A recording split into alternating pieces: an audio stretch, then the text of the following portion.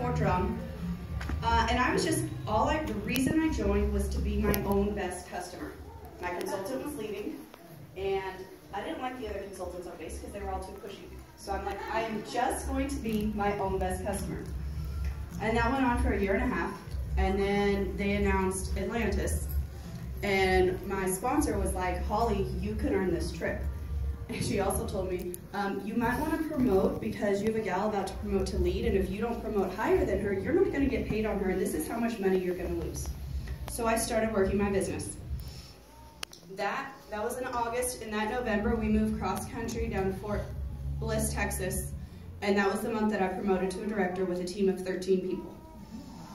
And the thing is, you have to be passionate about what you do. Like, since then, we were down there for a couple years, and now my husband got medically discharged from the Army, and we moved back home to McCleary, Washington, a town with no stoplights. And the thing of that is I had to believe in myself. I know I could get better at taking care of my customers, and I needed them to continue buying from me, because a lot of the customers that I had in New York, none of them buy from me anymore, because I didn't take care of them when I was in New York.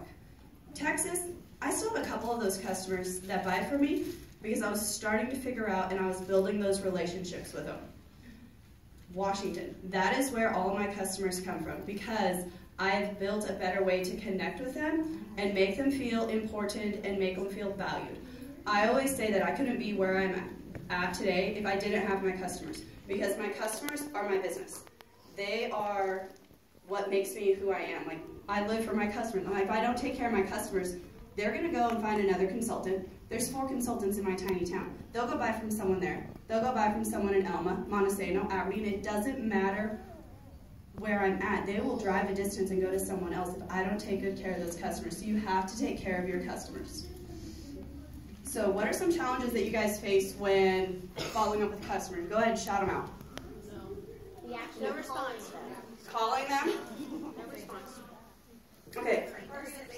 Organization. Okay, there's a system for that, and a system makes it easy. I've been doing a follow-up system for a year and a half now, and my sales have greatly increased because I have a follow-up system. And you said calling them. Don't feel like you have to call your customers. You need to connect with your customers and find out what works best for them. I always felt, like you might feel like, oh, I'm pestering them. Well, that's a fixed mindset. So we got to think, you know what, don't feel like you're pestering them.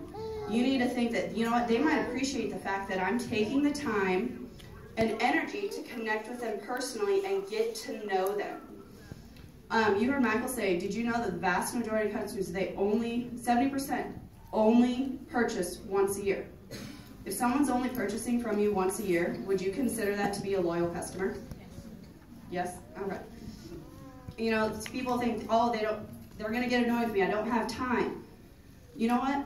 What you need to do is you have to lay a foundation to build a relationship with them. You need to connect with your customers, because when you connect and get to know them, they're going to come to you for things, other than Scentsy. Someone once told me, there's pennies in the sale, but the fortune is in the follow-up.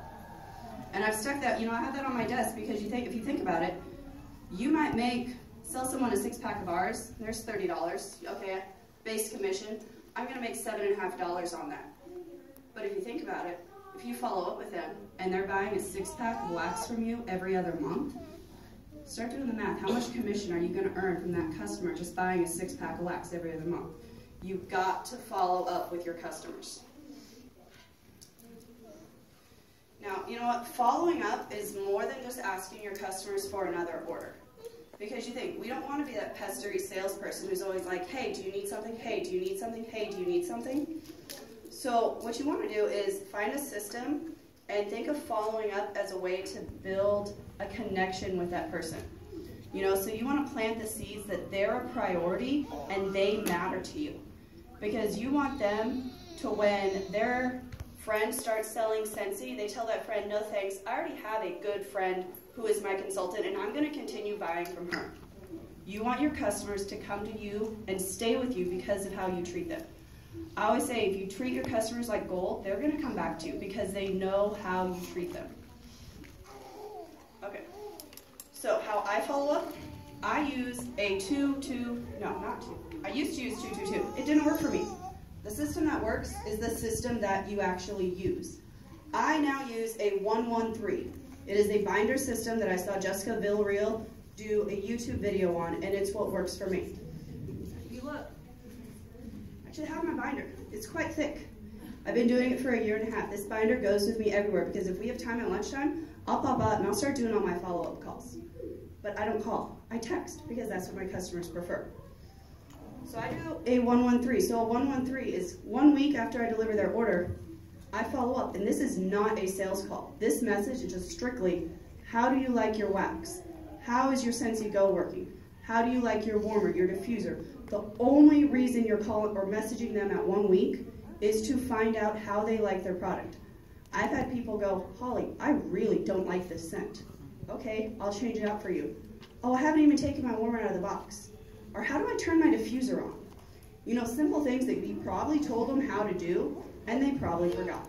So 1 week, you are just following up with them to see how they like the product.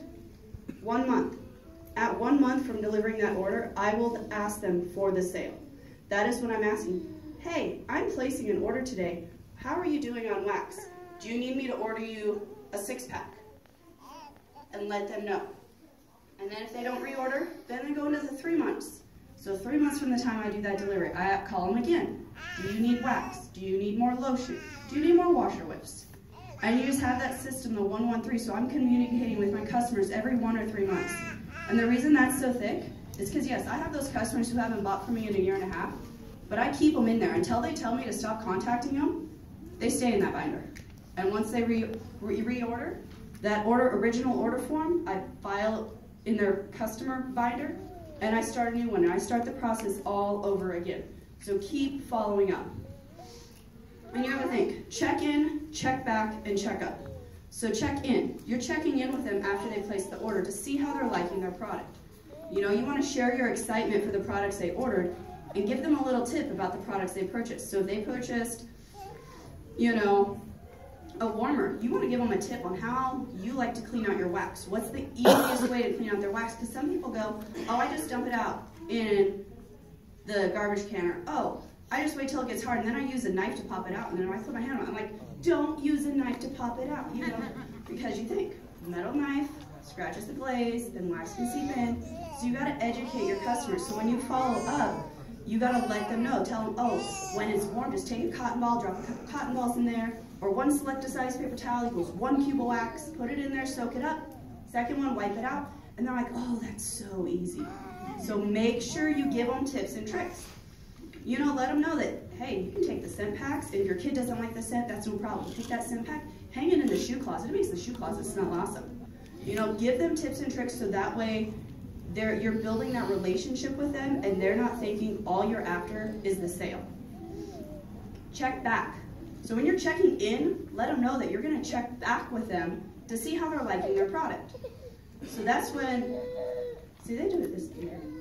So, you know, check back. So that's where you ask them, how do they want to be contacted? Do they want a phone call? Do they want a text? Do they want an email? Do they want a Facebook message?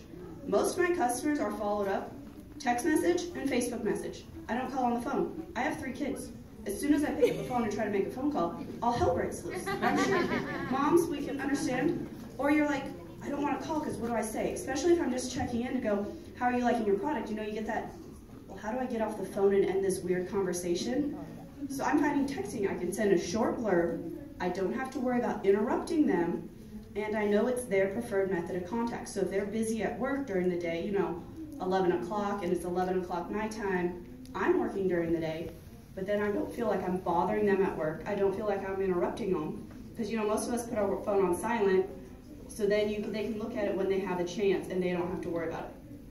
And then you're going to check up with them 2 or 3 months later to make sure they're doing okay and if they need anything. That's the thing. You always check back and keep checking back with them. You know, I'll get a lot of people, oh, no, I'm good right now. Check back with me in January. Well, then I pull up in my planner and in January, I write down what date, or check back with me at the end of the month. Write their name on that day so you remember you need to check back with that person at this time. And then you should also, when you're checking up, always ask how they would like to receive a catalog. Don't ask if they want to get a catalog. Ask how they want it. Some people will be like, oh yeah, send me one in the mail. Other people will be like, oh, can you just email it to me because then it doesn't cost you any money. That way they have a catalog they can look. And then I always do that when I'm checking in my 113. That's where I let my customers know about promotions or new products. So all my text messages this month was, hey, Sally, I'm placing an order today. I just want to see how you're doing on your wax and see if you need anything. And if you have a favorite discontinued scent, we have 25 cents that are back for January only. And I don't leave a closing because I've learned if I do a closing of saying, have a nice day, they don't get back to me. But I leave it open-ended because then they want to get back to me and we can have that conversation. And then at the end, I can go, okay, well, thanks. Hope you have a great day. You know, so that way I don't repeating myself. So 222 is the other method. Some people do 2 days, 2 weeks, 2 months. And personally, I think it's a great method for some people, but it's not for me. Because I always felt like it was too soon to contact people. I'm like, 2 days, you get kids, you get busy. 2 days after I buy something, it still might be sitting in the box because I haven't had time to open anything, you know? So 222. So you can do 2 days after they place the order, 2 weeks, 2 months, and then keep them every 2 months, check back with the customer. That's another way to do it with Binder. You just gotta find a system that works for you. Another system that I heard about on a leadership call was to do a recipe box. So you take a recipe box and you put the month and you put the customer name, and every time you follow with them, you file them back in a different month. So then you have this recipe box. You know what I mean? You can Google, you know, follow-up ideas and you're gonna get a lot. Find one, try it out, and see what works for you. But I will advise you, do not go and try to do your customers from the beginning of time when you start a follow-up system. That is going to get very overwhelming. Since we're at the end of January, what I would say is find a system, research, try one out and start February 1st. Start your system. If you realize you have time, then slowly go back and, okay, let's add on my January people in there. Oh, let's add on my December people. Slowly add on past people. Don't try to sit down and do like, you've been a consultant for 5 years. Don't try to do 5 years worth of customers at once. You're gonna sit and you're gonna be like, oh, I'm gonna do this. And then you start doing it and you're like, oh no, too much. And then you're gonna stop. You have to use a system continuously and get it to work for you. Another way you can do a 222 is within 2 days of a customer placing an order, send a thank you card. That shouldn't take more than 2 minutes to write and is around 2 minutes or 2 sentences long. So I always like to, whenever a customer places an order, if I'm at an event, they get a little thank you flyer that I have made up, and has a picture of me and my family on it. It says, thank you for supporting our Scentsy business. It says, Holly and Elvis Pierce, official directors, Damien, Bella, and Katrina, official assistants. You know, I include my family so that way customers can realize that it's not just me they're helping. You know, they're putting 2 girls through gymnastics. They're helping, you know, my son want to be a race car driver. They're realizing that them purchasing from me isn't just supporting my dream, but it's supporting the dream of my family and my kids. So I always do that. And then if you order online, everyone gets a handwritten thank you note. Dollar Store is my best friend. Go to the dollar store. You can buy 8 thank you cards for $1. Make sure you check on the back of it and see that they say blank inside. Don't accidentally buy the ones that are already pre-filled. Or you can do that too. And I always handwrite a note. Thank you so much for supporting, it's like at the wine show Alicia, it was so great meeting you at the wine show. Thank you so much for your Scentsy order. I really hope you love your new scents. Please let me know if you have any questions. Holly. I don't ask for a sale and a thank you card. I just thank them for their order and let them know that I'm there if they need me. Tracking customer information. So remember, the best system is the one that works for you.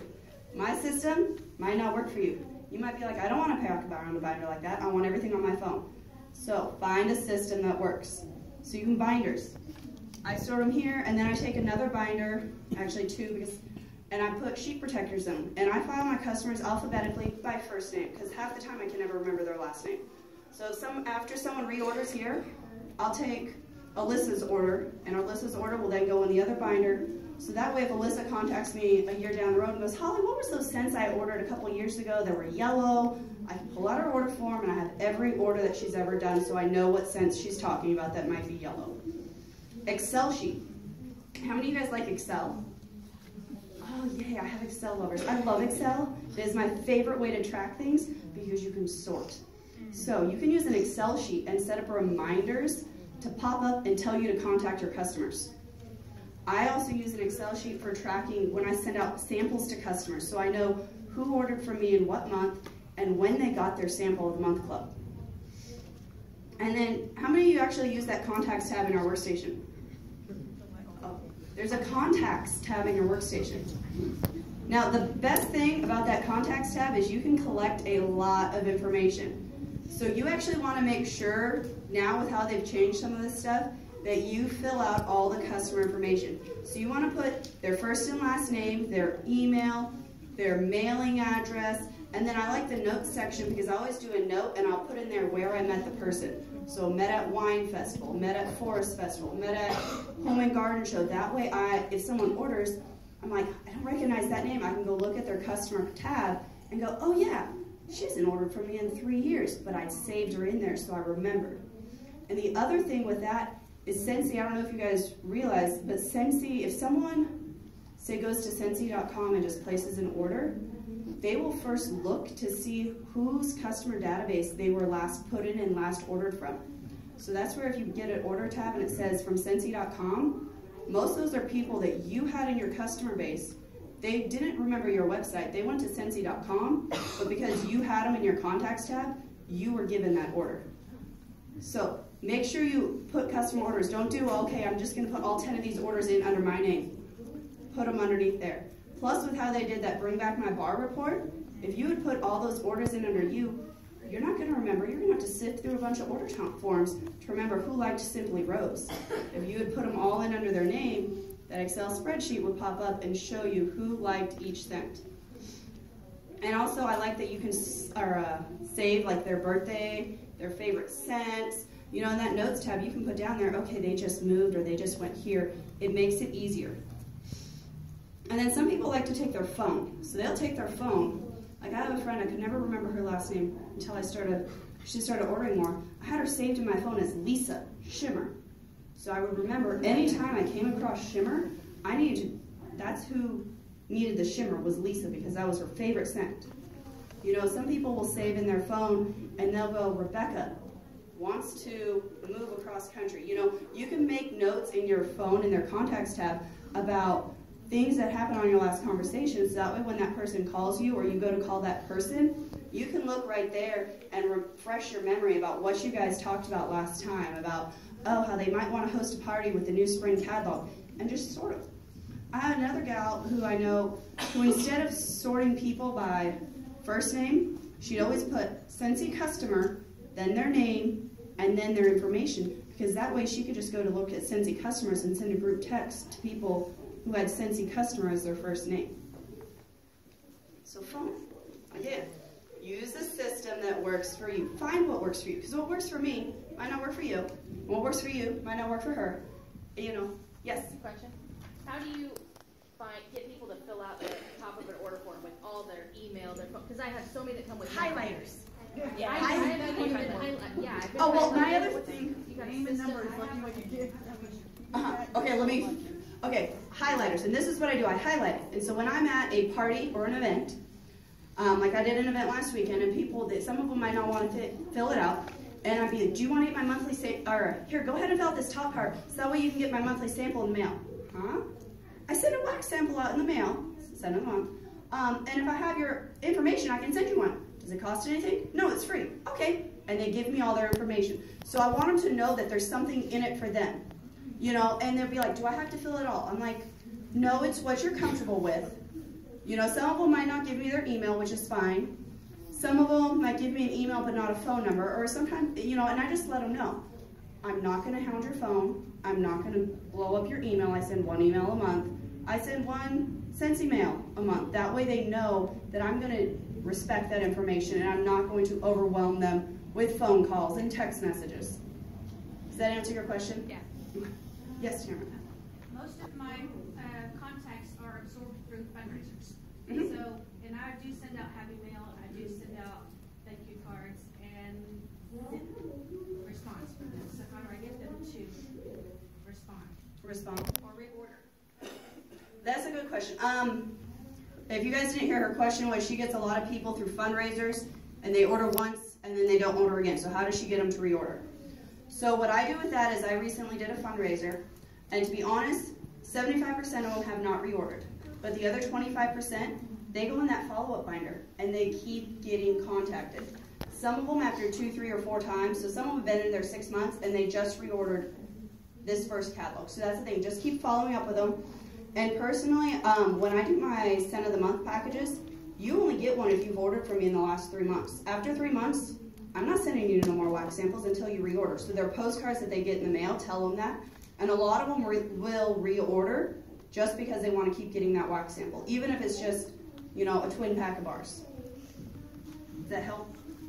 It's kind of, well, and that's the thing though, is you just, like. Sometimes they just order because it's part of the party, or because they're helping somebody out and then no more. Yeah, well, How and do you stop? honestly, that's why I kind of limit my fundraisers. I don't do a ton of fundraisers because of that reason. I try to do home parties and I do some events to build that customer loyalty. So that's another thing, is you could try to build a relationship with that customer, you know, let them know, you know, add them on Facebook, get to know them, get to talk with them. And sometimes building that relationship, people will watch you and you might not realize that you might have a person who's just watching you all of a sudden out of the blue. Hey Tamara, what's this Scentsy thing? You know, they might come back, or they might decide they want to join because they see you having so much fun here at World Tour, at Reunion, on an incentive trip. So you just got to build that relationship with the customer. Yes? You say that you're sending them wax samples. Say again? What are you sending them? Oh, in my wax samples? Yeah. I do a cello bag.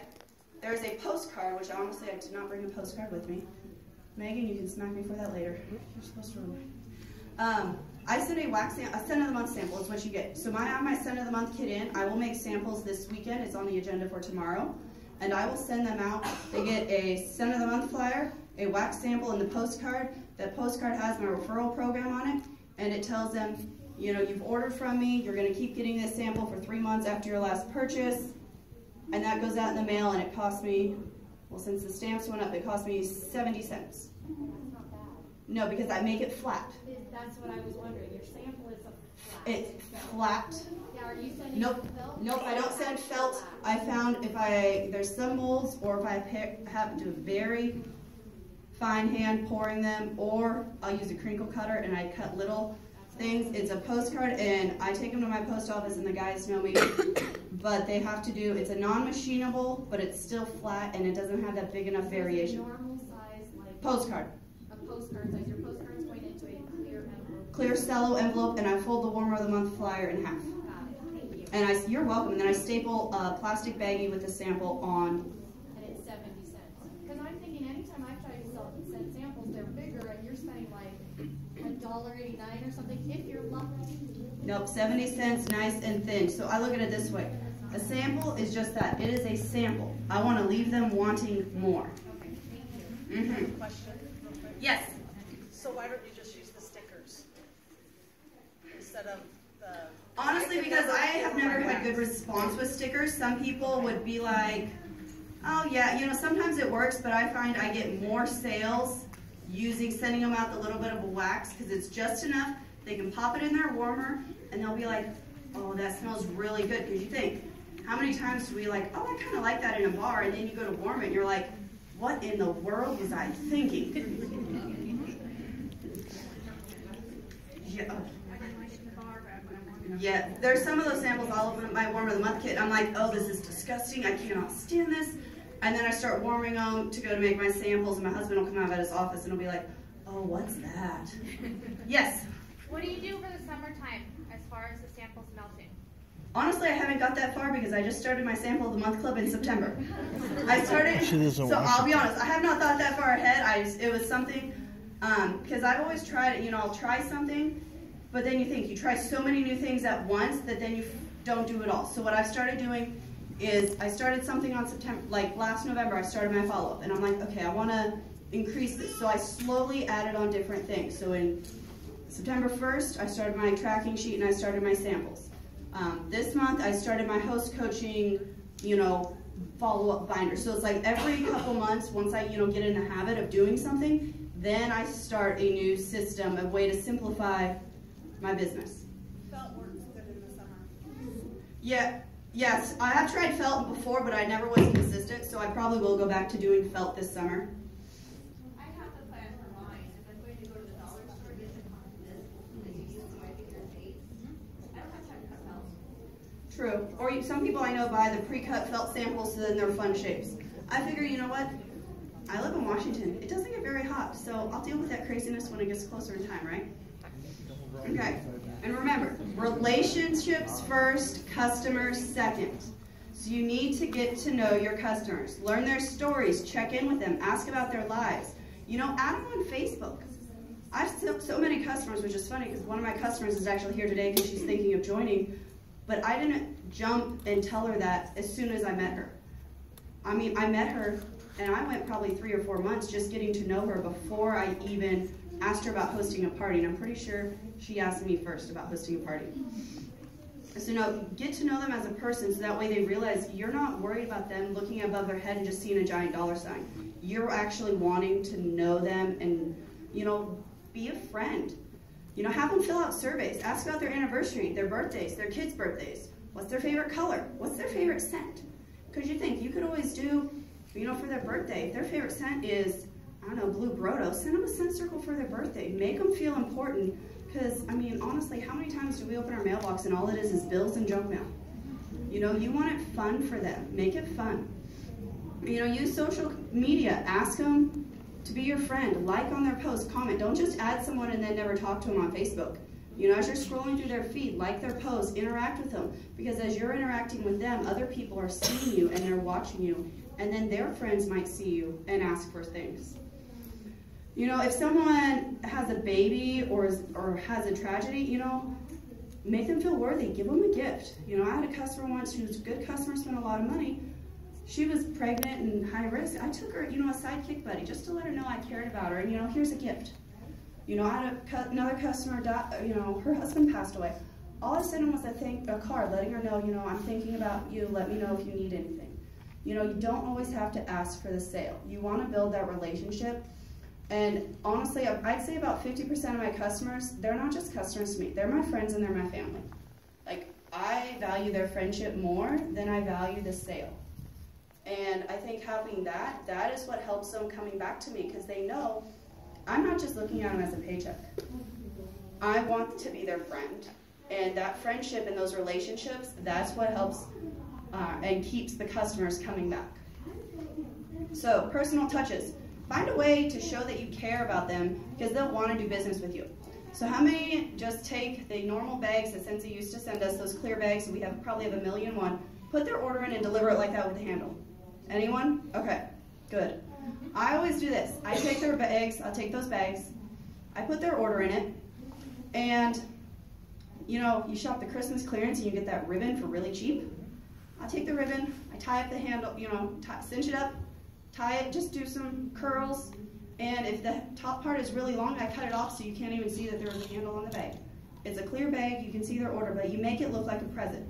You know, the little touches. If you have samples, anytime someone orders, they get that thank you receipt I told you about, they might get a product flyer, they always get a sample in there of something. You know how many people have gotten hooked on laundry care and body care because of samples? Put the samples in there, let them know, hey, I stuck a sample in there, let me know what you think about it. You know, at Christmas time, some people like to do, you know, jingle bells on the bag, Valentine's Day, do little hearts. Make it fun and interesting. So a lot of people do by holidays. I do it some. I'm like, quick, fast, what does good? I always do the ribbon. Ribbon is easy, and you can get some on clearance for really, really cheap. Newsletters are another way to add a personal touch. How many people send out customer newsletters? Just one? Okay. Do you make your own, or do you send out the Scentsy one? Scentsy one. Okay, so how many people realize you could personalize your Scentsy newsletter? Okay, so like 2 or 3 days before the end of the month, go in there, and since they changed it, we have to upload our picture every month. So make sure you have your personal picture on your newsletter. Do little personal touches, because Scentsy words are only to use about half. So I found I started putting, if I'm going to be at an event, or if I'm running a personal special, or sometimes I'll read the Scentsy wording and realize they might not have posted about the warmer of the month, or the sun of the month. Or I let customers know sometimes, hey, if you go to the clearance section on my website, you can get a great deal on Scentsy and get products at 20% off. So personalize that newsletter. You don't have to make your own. Just take what Scentsy already gives us, tweak it, and make it you. And remember that personal touches should not break the bank. You should not spend more than 3% of your commission check on your business. Scentsy money should be for your family. Family money should not be on Scentsy. Orville always told us, I remember him telling me when I first signed up, that the only family money he wants you to spend on Scentsy is the money for your starter kit. He says our Scentsy money should be used for our family and not the other way around. Now, build loyalty for the brand. We know how much value Scentsy products adds to our home. You know, you want customers to think, oh no, I'd rather spend more for the Scentsy. I don't want to buy the Walmart stuff. You want them to be loyal to the Scentsy brand, not going to some of these other companies that are direct sales companies that are starting up, not going to Walmart or Fred Meyer and just buying what they see because they're out of wax. That's where you follow up with them. Because believe it or not, I still run into people who do not realize that they can buy Scentsy bulbs from a Scentsy consultant. They think they have to go to the hardware store and buy light bulbs. And then they buy that nightlight bulb that's only a 7-watt bulb, put it in their nightlight warmer, and then they wonder, why is my warmer not melting the wax? So reaffirm the belief in what Scentsy has. The more genuinely excited you are and share about the value of our products, the more others will be excited to purchase from you. My husband always says, they don't buy the product, they buy you. They buy the person that you are. Each of us is unique, and each of us has something different to offer. We can all be set up together, and customers are going to buy us, the person. They're going to buy your smile. They're going to buy your enthusiasm. They're going to buy you. They might love the products, but you're what's going to sell them the products. And then you like to use social media. Don't just post. I did a thing for my team yesterday. I said, don't post those flyers. Stop posting those flyers, because how many times do we see a chainmail go through Facebook and you read it once, and then a little bit down you see someone else post the exact same thing and you stop reading it after the second sentence, and then you go down. That's how they do it with flyers. If I see one friend from this company post a flyer and then I go down, I see the same flyer, I'm going to stop looking at it. Take Scentsy and show how you use it in your life. When my kids are playing with a Scentsy buddy, I take a picture of them with their buddy and be like, oh, Bella and her Benny the blue whale, they're having fun swimming. You know, make it unique and make it you. I posted a picture the other day. Thank goodness for Scentsy counter cleaner when the 2-year-old decided she'd rather color on my dining room table instead of paper. You know, make it fun so then people can connect to you, and they're not just your customers that you've now added aren't always seeing you post Scentsy this, Scentsy that. You're sharing Scentsy. You're not selling it to them. They're going to buy it themselves. You know, you want to post pictures about your life and connect to Scentsy. So if you go do different things like, oh, you went on a vacation, or oh, you made a car payment, it's like, oh, thank goodness for Scentsy. Make sure you put the income disclosure statement. You know, if you get to chaperone your child's field trip, post, thank goodness for Scentsy, because I don't have to worry about taking a day off, and I can go take my kid to the pumpkin patch. Or, oh, sick kids, thank goodness for Scentsy Fresh, helps clean up the puke out of the carpet, and thank goodness I don't have to call